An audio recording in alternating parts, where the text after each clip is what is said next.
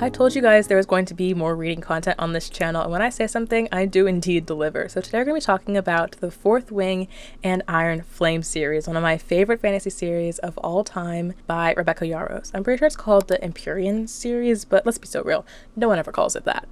But I know a lot of my viewers either have read or want to read this book series, and let me tell you, I loved it. I thought it was very good. Definitely some flaws, we'll get into that. So I just want to make a journal spread, talk about some books with you guys. This will be a completely spoiler-free video, and we'll be talking about general plot things and just overall topics that are mentioned in the books, just to give you guys an overview in case you want to read it, but I won't be doing anything that will spoil or ruin your reading experience. So if you haven't read the books yet, don't worry, you can still watch this video, and maybe you'll even want to read the books by the end of it if I can convince you that they are, you know, up your alley. Just an overview about the reading spread itself real quick. The title says Fourth Wing because I didn't have the energy to make another ombre title that says Iron Flame, but the spread itself is about both books. I'm going to be writing about Fourth Wing on the left side and then the sequel Iron Flame on the right side. And I also bought this fancy gold sparkle paper that I'm going to be using in this spread because it matches the covers of the books. Just know that I went to Michael's specifically for this paper to film this video, so I'm really excited about how the final spread turns out, and hopefully you guys stick to the end of the video to see the final result. Okay, let's get into it. So if you've never heard of Fourth Wing and Iron Flame before, let me give you a general overview of Fourth Wing and read the synopsis that is on Goodreads. Enter the brutal and elite world of a war college for dragon riders. 20-year-old Violet Sorrengail was supposed to enter the scribe quadrant, living a quiet life among books and history. Now, the commanding general, also known as her toughest Talon's mother, has ordered Violet to join the hundreds of candidates striving to become the elite of Navarre, dragon riders. But when you're smaller than everyone else and your body is brittle, death is only a heartbeat away. Because dragons don't bond to fragile humans, they incinerate them. With fewer dragons willing to bond than cadets, most would kill Violet to better their own chances of success. The rest would kill her just for being her mother's daughter, like Xaden Riorson, the most powerful and ruthless wing leader in the Riders Quadrant. She'll need every edge her wits can give her just to see the next sunrise. Yet, with every day that passes, the war outside grows more deadly. The kingdom's protective wards are failing, and the death toll continues to rise. Even worse, Violet begins to suspect leadership is hiding a terrible secret. Friends, enemies, lovers.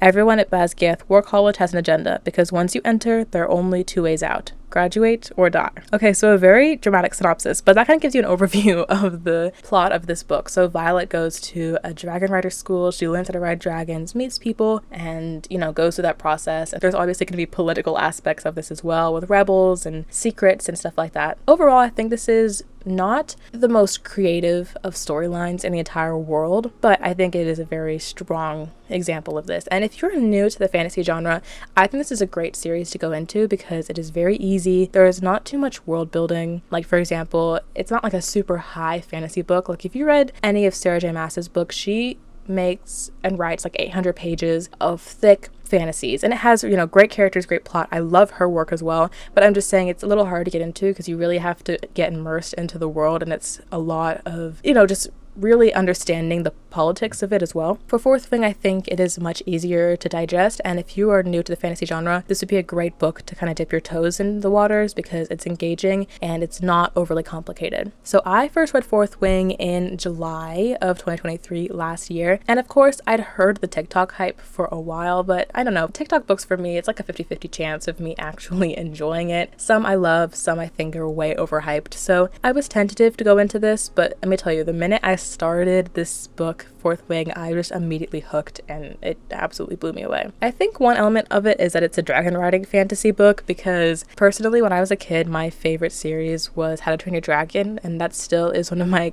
absolute favorite animated movies of all time. It's just a fantastic series, and so the whole dragon riding concept is absolutely not new to me, and I totally could get on board with it. But yeah, so just as a spoiler, I gave the first book 5 stars. It was an amazing reading experience. I thought the plot was very good. It was very fast-paced and engaging. Like, it doesn't spend too much time, you know, in one situation. The chapters don't take super long, and that's why I'm saying, like, if you're new to the genre, this is a great one to start out with because it really does engage you and you want to keep reading. You're absolutely hooked from the very beginning. I think the writing itself is not amazing. Like, okay, it's good writing, it's engaging writing, but if you're looking for great prose and just beautiful writing, this is not the book to pick up, unfortunately. It's definitely not a YA book, but it's not written like amazingly deep and everything. It's just entertainment, honestly. And that's also part of the reason why I think it blew up on TikTok, because I find that lots of times on TikTok, they really do pick books to blow up that are more engaging for the general public, but are not necessarily like super deep prose, because I feel like only certain types of readers like those types of books. But I think this is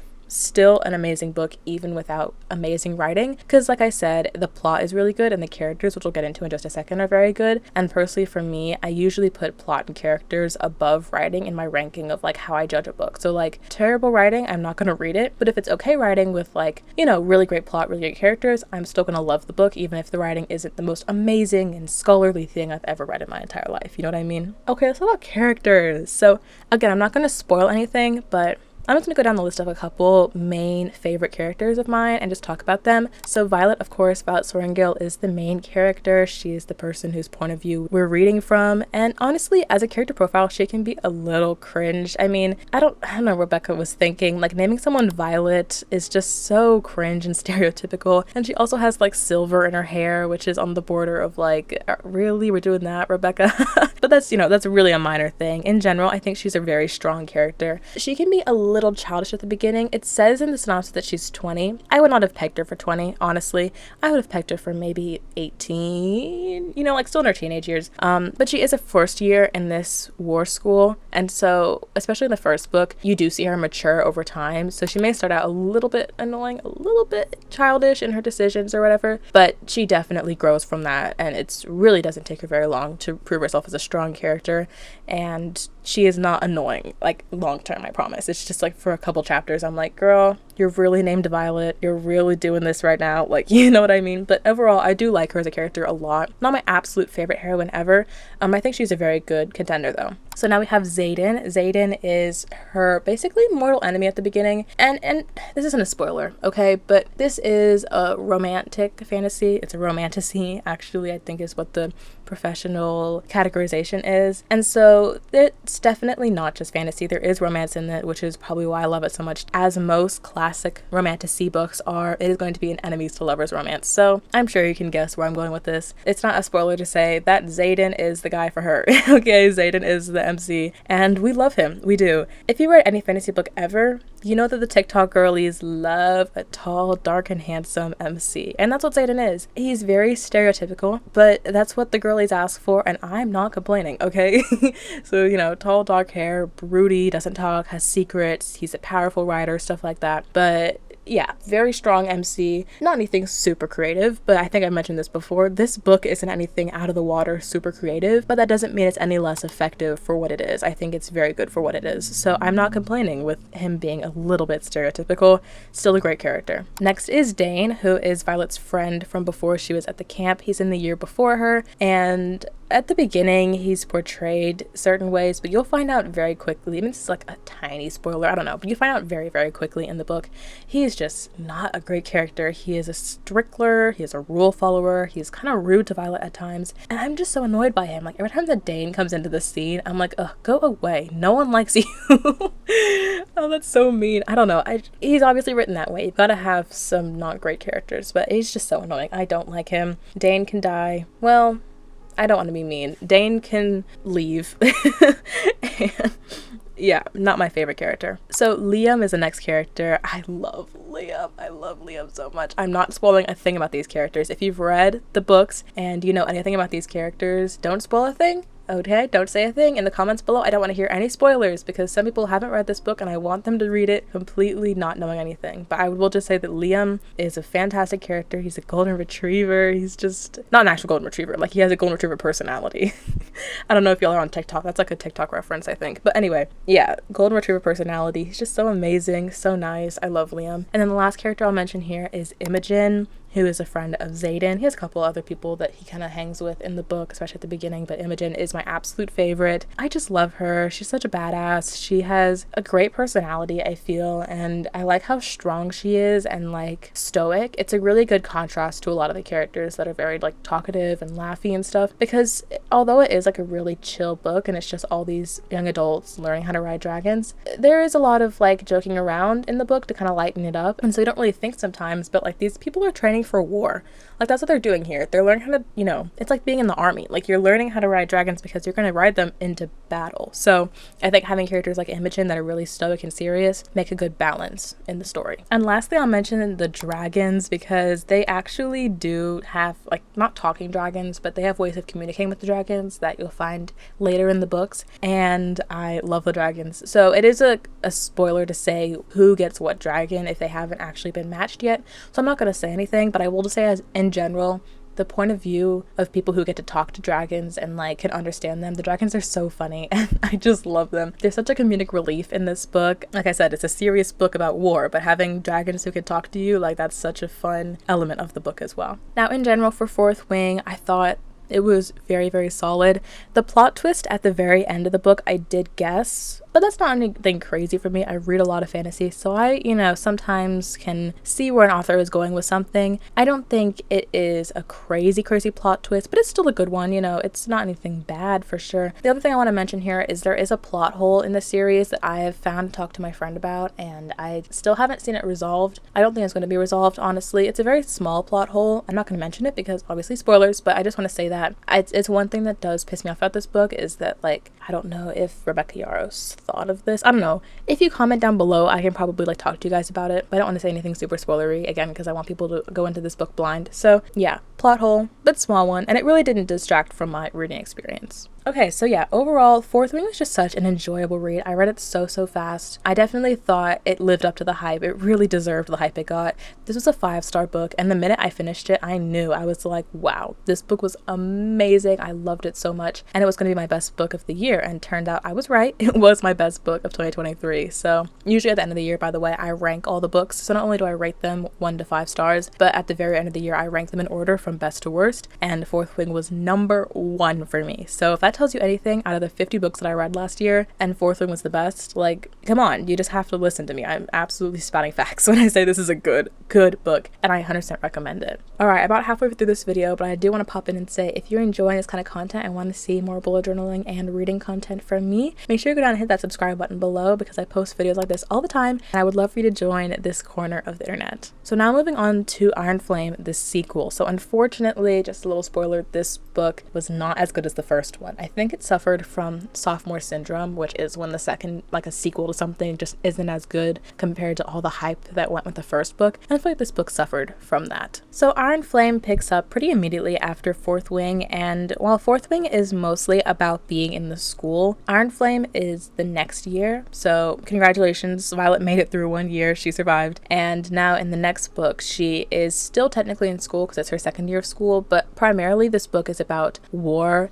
and about the tension politically, and so it doesn't really focus as much on like classes and training as it does on preparing for war and talking to political allies and enemies and stuff like that. So it does change a little bit, and I think that does drag the plot slightly because it's less engaging, less fun, and a little less interesting. Obviously this is where the story had to go, and I don't think that Rebecca Yarros could really, make 4 or 5 books in a series all about the exact same thing. Like, there has to be some changes and developments as the story goes on, so I think it's important to have these types of books. But I do think because of that, like I said, sophomore syndrome, it just kind of slowed down a little bit, and that affected the reading experience of the second book a little bit. Another thing is, like I said, the main love interests are Xaden and Violet, and for the first half of Iron Flame, they are separated because Xaden has graduated, and so he is not actually on campus at the War College anymore. So I think this is an interesting choice on Yarros' part because it does create tension between the two characters, having them separated, obviously, and I think that is something that people do a lot in fantasy books, especially when it's not a slow burn. Like, if the two people get together in the first book, they have to find ways to keep the tension and romance going in the other books, even though they're technically already together. So I think that separating them is not a crazy move on her part, but I think, again, it does slow down the book a little bit because there is a considerable less interaction between the two of them for a while they are in separate physical locations. They do like go back and forth sometimes, and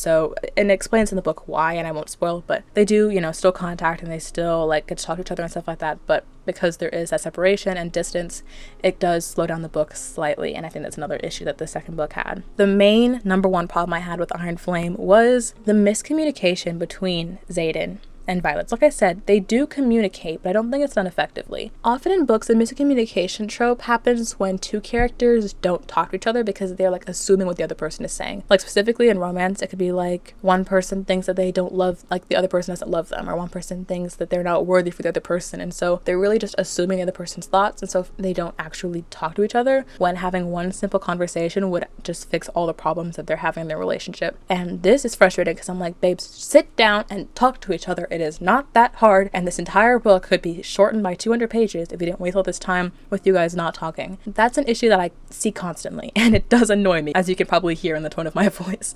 This book does not have that issue. This book, they do communicate quite frequently. I just think they don't communicate effectively because they have issues in the relationship that they're trying to go through, which again, Rebecca Yarros has to find ways to make their relationships still like evolve and engaging, even though it is after they got together for the first time. So I'm like, I get that they have issues in their relationship that they have to fix. That's totally okay.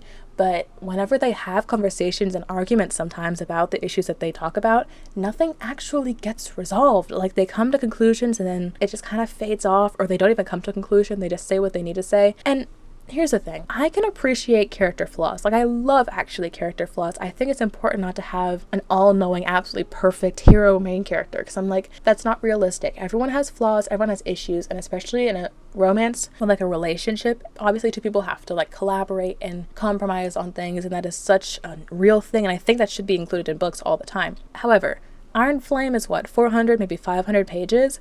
And I'm like, okay, bring out the character flaws. Let me see them. I want to see them. But by the end of the book, let's see some character growth and development. Let's see these people move past the flaws and actually talk about their issues and find solutions to the issues. That was the main thing. And I feel like for no matter how many conversations they had and arguments they had in this book, nothing ever got resolved. Like they still by the end of the book had the same issues that they started with, and that absolutely pissed me off. I was like, sure, give them issues and maybe they'll get resolved in like the third books or the upcoming books in the series, which is fine. I don't know. It was a frustrating thing to read about, and I think that really slowed down the second half of this book for me. It got to a repetitive point when I was like, babes, it's not this hard. You can really, it doesn't take this much work. You can figure it out, I swear, but you just have to like change the way you're speaking and like, you know, just have more effective communication. I just felt like that was stopping them a little bit. So as someone who really, really appreciates the romance part of fantasies more than anything, this made the book, the second book, just a little slower for me. Just really, it was frustrating, honestly. That's the best I can put it. I was like, after a first book that had so much success, the second one was just very frustrating. And lastly, for this book, I will say that once again, a plot twist at the end, I did guess. Not the whole thing, but I guess part of it. And so that was, again, but okay, but I do read a lot of fantasy, like I said. Like I read a lot of fantasy, and this isn't anything that's crazy, like never been heard of before. So I don't think it is a bad thing that I guessed the plot twist. I think it was still a good plot twist, but it's just something to think about, that like it's not going to be the most creative thing. It's not like a mystery, you know, necessarily what's going to happen, because if you've read fantasy, you may kind of know what direction the author is taking the story. I feel like this has been an overall very negative review. I do want to say that I gave Iron Flame 4 stars because, once again, it was a very solid book. I love the characters in this book. I love the story. I think the book is relatively fast-paced. It's still a good book, but I just think in comparison to Fourth Wing, which was 5 stars, amazing, Iron Flame definitely had flaws that had to be fixed. And I think that, you know, maybe a second round of edits in this book would have fixed some of those issues. So overall, it just was not as good as the first book, but it was still really good. And I don't want to make it seem like this was a terrible book. Like, I still recommend reading this series because overall, really engaging. And there's so many things that I can't necessarily talk about because they're spoiler things, but there are so many parts of these books that are just really good and really interesting, and I just love reading about them. And honestly, thinking about and talking about this book series right now, I want to go back and reread, especially like Fourth Wing all the way through, because, you know, it's been a couple months since I've read it, and I just want to have that experience again of, you know, reading one of my favorite books. It'd be really fun to do. Real quick, I do want to mention like trigger warnings for these books because, like I said, they're not YA books. They're not just super light and fluffy. There are dark topics talked about, and I think trigger warnings are important. So in the first book, there are trigger warnings of death of loved ones, murder and violence, although not too gory in my opinion, and ableism. So keep those in mind.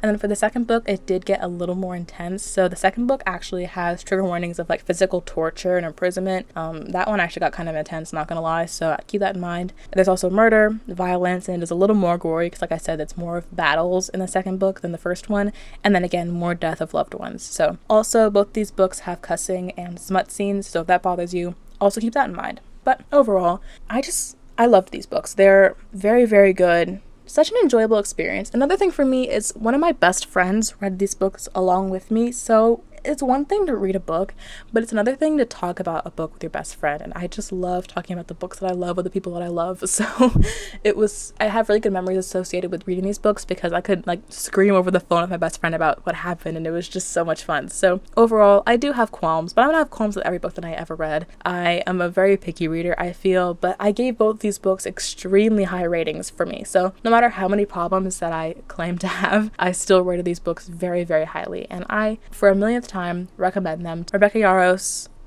some issues to work through, but overall, very good writer, and I'm really excited for the next installment in this series just to see where she takes the story. With all that being said, here is the final spread for this video. I hope you guys enjoyed listening to me talk. Let me know down below if you've read this series before or if you now want to read it. Also, let me know if you like this style of video where I literally just talk about one specific book, because I've been really excited to post this video. Let me know. What books have you read or want to see me make videos of if I've read them? And by the way, I post all the books that I read on my Goodreads and Storygraph. Those are both social medias linked down below. So go check them out. Go follow me. I'll follow you back and we can talk about books together a little more. So with that being said, definitely subscribe down below. I'm posting a really fun video next week about bullet journaling weekly spreads that you don't want to miss. So subscribe for that, and I will see you guys next week. Sending all my love and have a great rest of your day.